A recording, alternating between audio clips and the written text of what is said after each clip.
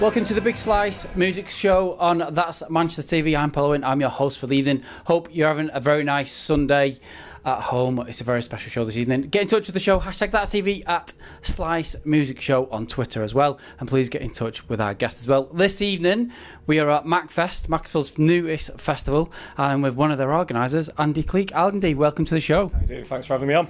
It's been a phenomenal. I mean, it's buzzing outside. Yeah. There's over 5,000 people. Absolutely, you know, everyone's engaging on all levels. Music tents. I mean, how's it all come together so quickly? It's just, to be honest, it just happened overnight. It's literally February where I thought about doing the event.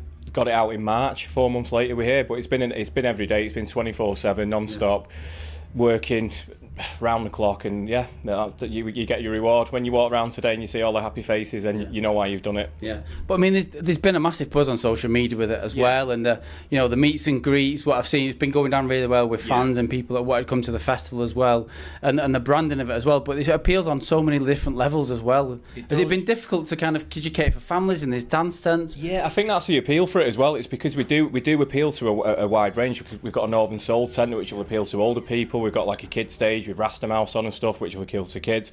We've got live music, we've got dance tents, so there's a bit for everyone. Yeah. So that was a part of the concept of it. And when I looked round in Macclesfield, there was nothing similar. They used to have something at Western Park, which you don't do anymore. Yeah. So that was the idea behind it, and it's worked well. I think there's a gap there. Yeah, but it's by no means, and it's such an achievement on your first festival. Yeah. It is. How do you feel? A lot of sleepless nights? To be honest, I feel great because at 9 o'clock this morning, it's the worst part when you open an event. You can spend 6 months, 12 months promoting something. If you mess it up on the day, it's finished. Yeah. So to do well, to just perform on the day and put a good show on for the people, it's been great, and I think everyone's loving it today. But there's everything. There's street food and everything well. But you've been engaging with some of the local charities as well, haven't you? Yeah, we've got Ollie's Army, which is a young lad who's fighting Batten's disease, and then we've got East Cheshire Hospice as well. Yeah. So we've got a couple of charities on board, and any profits that we make, we'll donate to them charities. Oh, it's lovely. But I mean, looking at the line, really nice. You got the Farm on there, and Dodgy, and Brand New Heavies. Were they personal choices and favourites of yours? To be honest, the Brand New Heavies were, they're cool. So yeah, it's your festival, why not? To be honest, there's a bit of personal preference in there, but to actually get high quality bands like that at the last minute, we did really, really well. Yeah. So I'm really chuffed with it. But we were just talking off camera before that. We was going, I'm already thinking about next year, and we're only just into the afternoon at the festival, and you're thinking on to next year as well. Then I mean, what can people expect? Well, next year we're definitely going to be in 2 days, and I'm not going to mention the bands I've got in mind, but I know who they are. And I've got one in mind for Saturday and one in mind for Sunday. And I think when people know who they are, I think they want to come both days. Yeah. Well, it's a great event though, but I mean, we talk about being your first event because you do sci-fi conventions and things like that. If you can tap into that. Yeah, I do. To be honest, I'm a full-time event organiser, so we do. I've got an event in the Great Northern Scar Festival. I do other events, not just in Manchester, but up and down the country. But yeah, my main passion is probably the sci-fi event that I've got for the love of sci-fi. And this year we've got it's our third year. We've got like William Shatner, Dolph Lundgren. Wow. David Hasselhoff. And everyone wants to meet them. It doesn't matter if you're a geek or not, doesn't it? Well, again, it's a little kid crawling out inside to meet Ivan Drago. So yeah. But I mean, you come back to bowl. You've really, you're obviously involved with bowlers. It's part of kind of what you do. You've really turned that place around because in the past, if we're completely honest, everyone knows bowlers had a bit of a reputation. Yeah. Great. People from all over the world used to go to bowlers, but the reputation and the kind of how it was inside, it's been completely changed around by yourselves. It has, yeah. I mean, like I say, it's been a 3-year, change, but now we're doing also. It's just variety. I mean, when you do good events, other people want to come to the venue, and that's what we've done. We've attracted a lot of other people as well, not just myself. There's other promoters who have come in doing a lot of different kind of events, student events in there, conventions. We've got a tomato throwing festival. Tomato throwing festival. Yeah, everyone just throws tomatoes at each other. Amazing. Got all kinds of crazy stuff in there, but public insurance on that's a bit difficult. But yeah, we've got a lot in there. Like I say, and it's I think it's a law of attraction. Yeah. I think you do good events, and I think other people want to come along. Because I believe I've not been there since that's been turned around. I've heard nothing but good things about it. But I believe you've got a very special canteen now as well. We have, yeah. We went a bit wild upstairs again. The little kid jumping up and down saying, "I want to do it." There was an old room upstairs which was just a desolate, horrible, cold room. And we turned it into the Cantina bar recreation out of Star Wars. Yeah, and it's an install full time. But it's been massively successful. People booking out for events and parties. People book parties in there and stuff. Yeah. And we have it. We only open it on the sci-fi event. We do private parties with it as well. But yeah, we've got it open again this year on the event over the full weekend, and hopefully we'll have some really famous faces in there like William and Dolph. And I'm coming. I'm not having a geek, but I am a little bit of a closet geek. But no mind. But Andy, thanks very much. Congratulations on such a great festival. Next year is going to be a great place to be for this. Appreciate you having me on. We're still at Maccfest. I am very lucky this afternoon. I am with Hugo Kendale. Hugo Kendale is a local singer-songwriter from Macclesfield, very well respected on the emerging music scene, very hard working, and he's a local lad to the festival. Hugo, welcome to the show. Thanks for having me. You was quite early on the bill today. It's buzzing outside now. Yeah. Did you enjoy it? It was a good gig? Yeah, it was good. Yeah, my mum was there, so yeah. That's all that matters, doesn't it? One person saw me. No, it was good. It was nice. It was nice. Nice just to play on a big stage and outdoors and it's good. Because you do work hard with regard to your music and what you do in Macclesfield as well. Everyone knows you. Everyone knows that you work hard, and in Manchester as well. Everyone knows kind of what you put into your work. 'Cause I come and see you purposely, don't I, when you play Manchester? I remember playing one of the early nights. Yeah, for Big Slice. Yeah, the Big Slice. A few years ago. Yeah. I just do like everyone else. Just keep going, trying to get gigs and trying to get gigs in other places and moving around, spread the word. Because Manchester's saturated with music, isn't it? Yeah, I feel like the UK is a bit, but it's a good thing and a bad thing. I was in Germany recently for about 6 weeks in December. Touring and, now? Yeah. So I just got a load of gigs out there, and so it's quite different there. It's a big place. Not as much going on. That's what the German. Are they more receptive to? Yeah, kind of. Yeah, you do get that impression. Yeah. But there's kind of not as much happening over there, and that's what they said themselves. So no offence to Germany. Is that a good thing though? Because I think we are spoiled in Manchester, and I mean, you look at Mac today. You look at the turnover, 5,000 people. Yeah. There's still a thirst for it, but you kind of is that difficult because of Manchester? You do gig there a lot. Is it difficult because we are spoiled with so many musicians as good as yourself? Flattery gets me everywhere. Well, gets me a free drink, doesn't it? Got tokens. Oh, brilliant.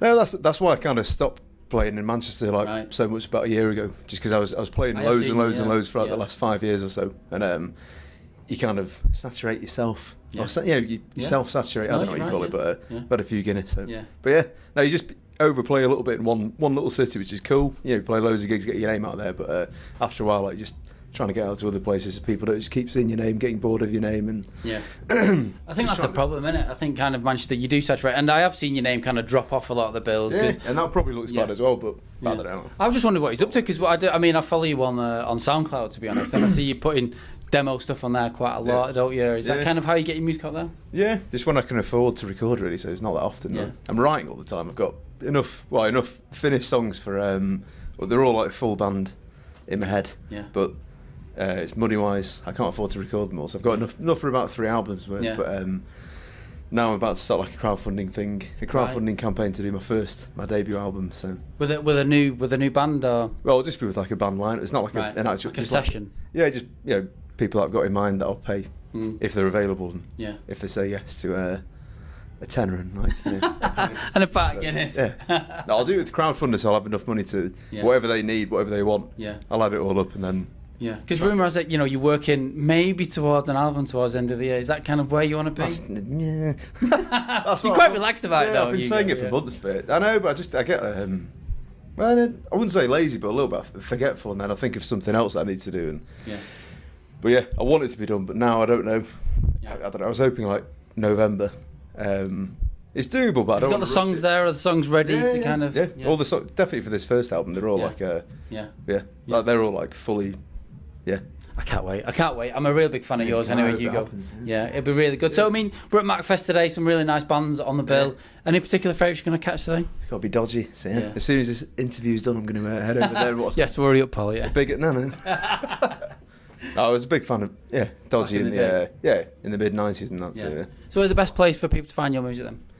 It's still just SoundCloud. There's a couple on iTunes and one on Spotify, but I'm not fussed about like making money off them at all, so I'm just whacking them on SoundCloud. See what sort of feedback you get from it. Yeah, I just want people to hear it. Really, I'm really not asking for 1p for a track here and there. It's not enough to earn a living off. So I'm just doing other stuff to earn money, and then do my music just to get people to hear it. Yeah. Hopefully come to gigs. That'll be good. Well, we'll keep an eye out for it anyway. We'll put your social media out there. Cheers. And good luck with the rest of the album.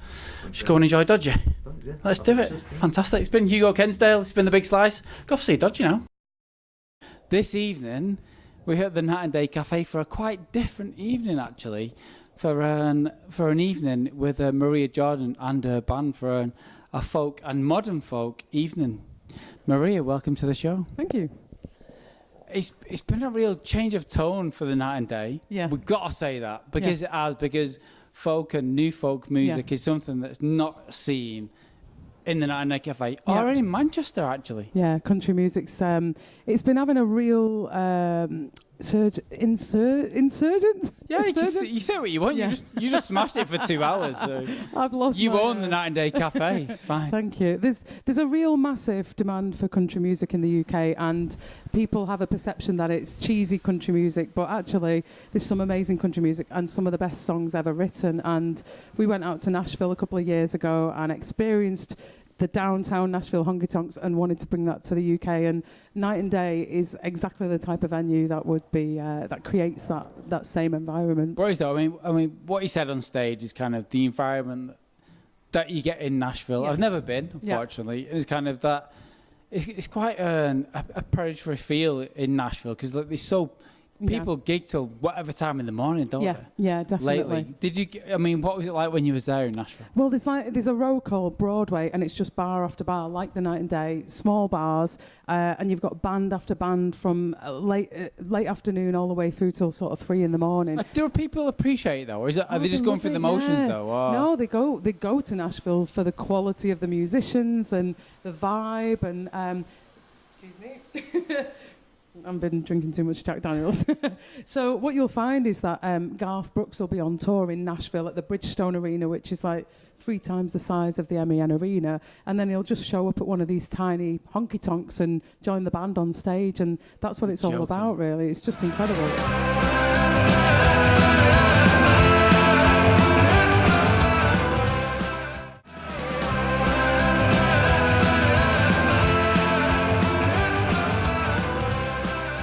You're Manchester based now, but it's kind of you got a 5-piece band behind you. Yeah. A Thursday night, it's close to sell out tonight. Yeah, it was really good. It was amazing. It's been dead stressful putting it all together, but I knew the people were there that wanted this kind of experience. You know, it's not a theatre show, it's not a cheesy anything or other or cabaret or anything. It's an experience. We want to try and give them an authentic Nashville experience with a live band. Because to be honest, though, it's like, you know, there's a lot of cover bands in Manchester. Yeah. A lot of obvious cover bands in Manchester. Yeah. None that play the Night and Day, though. No. And that's different. I know it's very different because I think they said... I didn't know I was going to go, Maria, if I'm honest. I was like going... we met a networking event. But it's kind of... To bring it together like that tonight. Yeah. That was close to sellout tonight. Yeah. How does that feel for you and the band? Amazing. I mean, I've booked the shows, I've marketed the shows, I've built the websites, I've done everything myself, and it's been a huge task, and I've nearly quit a few times because it's been mega stressful. And I kind of thought, do people want this? Do people not want it? In Manchester, they're a bit snobbish. Yeah. If it doesn't fit that sign of I won't say coolness. Yeah. But it's kind of that kind of band they expect. But it's hard to say, really. Yeah, but it's kind definitely, of, But it's kind of, how do you... Tonight, you've tapped into a side of music that I've not seen. Yeah. Massively, because you can't move in Night and Day Cafe. No, it's great. Which really is great. Good. So it's like... Still trying to take it in. And I keep talking to you on camera. It's like, Paul, just shut up. It's fine. No, it's good. But it's kind of, you're getting that attention, and to see a Thursday night in Manchester... at such a prolific location in Night and Day Cafe, you must be buzzing. Yeah. You and the team as well. Yeah, definitely. I mean, at first I couldn't see them because the lights were so blinding, so I had to dip down every now and again. And I saw they were all singing along, and they knew every song as well, which is great because I was a little bit worried about sort of only people who like the old school country music come in and being a bit like, what's all this modern kind of country? mix that up. Yeah. So to mix it up, there's like this huge age range of people who like both, and they'll go to a Lady Antebellum concert, they'll go to an Alan Jackson concert or Kenny Rogers, and love both. Kenny Rogers, there's one name I know. Yeah, Kenny Rogers, yeah. It's great music. So is that hard to do though? Because, I mean, you are right in saying, because like looking in the Night and Day tonight, and it was like such a massive, broad range of age ranges and people, which I loved. Yes, which is great. But it's kind of, is that hard to do and retain that? No. Or is that what country music does, though? It is, yeah. And country music fans are really respectful, and they just want to have a good time. You never get that idiot in front of you who's drunk and swearing and singing too loud. He wasn't stood where I was then. I'm joking. They were funny. Yeah. No, but you get a really respectful audience and people who genuinely love it. And you also they're there for the music. Yeah, you find like forums on Facebook of people who go to like C2C Festival, and they meet up with each other and go to the gig together. It's a real and they're dead nice people, real community, and they really sort of champion UK country artists and things like that as well. So it's great. I'm dead excited. So we're kind of like, if we can get ourselves, I mean, the Big Slice Music Show, which we want to get ourselves in front of the curve for new music. Country music. We're behind the curve for country music. To be fair, Maria, if we're completely honest, but we're trying to embrace it. Yeah, we've had a great night tonight on the show, and they'll see that on the music show. But it's fantastic. Kind of, where is it at in Manchester for folk and new folk and for country music in Manchester? I would say, like the people who came here tonight, there'll be tens of thousands who go to Lady Antebellum in October. Where is that? Sorry, that's at the MEN Arena. So this is what that's I mean. A big gig. That's a big deal, isn't it? Yeah. So it's just like an underground scene that sells massively. That people are not aware of. So that's something that slipped your general populace by. Definitely, yeah. I think places like Radio 2, they embrace country, and Sky Arts, I've been watching a lot of country things on there as well, and like they've got the CMA Fest over in America, and but there's artists who are sort of breaking different genres within country as well, like Chris Stapleton, the Tennessee Whiskey. I'd like to say yes. I'd like to say yes. Check it out. He's amazing. Check it out, Paul. He's amazing. Some of them don't come over, but a lot of them come over and tour. Why don't they come over? What's the issue with them not coming over? I think because there's just not the traction. There's not the traction, and I think there's not the outlet either. So you have Bob Harris on Radio 2, and he's all over this. There's not the numbers. There's not, definitely. And I think like Carrie Underwood, she's massive in America.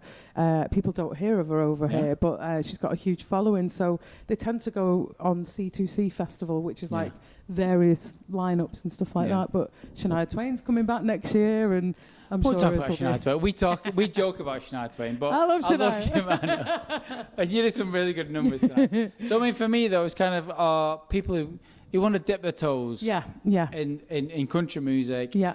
Where's the best place to go? Or listen to, because you do some of your own original music, which we'll talk about in a minute. Okay. Where people who are kind of new to country music, where's the best place to get into it and enjoy it in Manchester?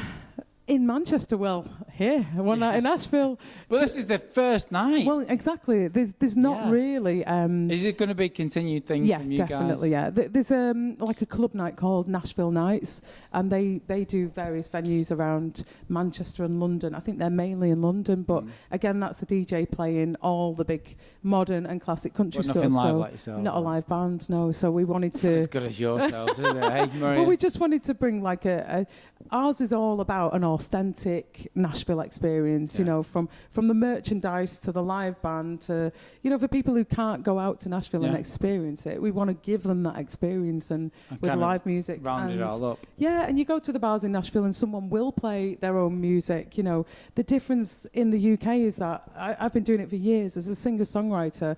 You've got an outlet, and that's these venues like Night and Day, where people don't really know how to discover you, and you can't tap into your audience, or you've got being a covers band, and sort of I thought the way to do it is to merge the two. There's nothing in between. You're judged as a covers band, or you're on the indie route, and I've done the indie route for years. I think there is a big divide though, isn't there? Because like you look at it, because a friend of mine posted the other day, you want to do a covers band for £50 for 2 45-minute sets. Yeah. It went crazy. Yeah. People wasn't happy with that. Yeah, yeah. But you ask someone to play for 45 minutes doing their own material, For free. A bit for free. Oh, yeah. Which kind of, how do you balance that? Because you do some beautiful stuff of Thank your own you. material. Thanks. How do you balance that with kind of wanting to kind of, I guess, plug your own material, but give the crowd what they want? Yeah, how easy is definitely. that, or how difficult is that? Well, we tried it tonight, and that was always the thing, is that I know my music sits really well in that genre and with those songs that we played of other people's songs. So I think what happens in America is you find that you'll go and see a covers band and they throw their own stuff in, and people go, they sang that cover really well. I'm interested in how they do their own music. Yeah, fair and enough. it sort of wins people over a lot more than, please come to my gig. I'm doing Banging all out a original load of- music. yeah. Exactly. Yeah, You kind of gotta lose entertain concentration them. on it. Definitely. Yeah, absolutely. So what's next for Maria Jordan and a fantastic band? Because tonight you literally sold out Night and Day Cafe. Oh, thanks. And it's a venue that's got a lot of prestige about it. I love this venue. But a venue that's not had a lot of prestige for country and new folk definitely music. not. No. Why and what's next? Well, I think we're just going to keep doing it in the city centres, in venues like this. We'll be definitely back here. And I've played this venue for years and years. I played the open mic nights when I was 15, and then as a band and as a singer-songwriter and stuff. I love this venue, and it's perfect. So we'll definitely be back here. And we're looking to roll it out nationally, I would say, and grow it, make it even bigger. So what about... like material of your own then, because Mend is a favourite of mine. I've said this on and off camera. It's a great tune of mine. It's a really beautiful song. Thanks. What about stuff of your own, the crafty stuff that you've been working on? So I've got an EP out now, which is we're going to start taking to radio and bloggers and all the usual hard on my radio slog. show. Yes, absolutely. Great, yeah, it's a hard old slog, and it is, but I guess there's a lot more out there now as far as commercial country music stations, and it's like Chris Country in Manchester. They're massive. They're national as well now, and it's like switching on an American We've got country competition. music. Who's You've the got competition? We've got competition. How can we sort them out? Put them in the canal. And then there's Bob Harris, and there's a real little community of. But you're building it though. outlets. I mean, like you're building an awareness for a night that's something that I probably wouldn't go to. Yeah. And kind of like I've been I won't say I've not been dragged into, but it's kind of we talked at an event.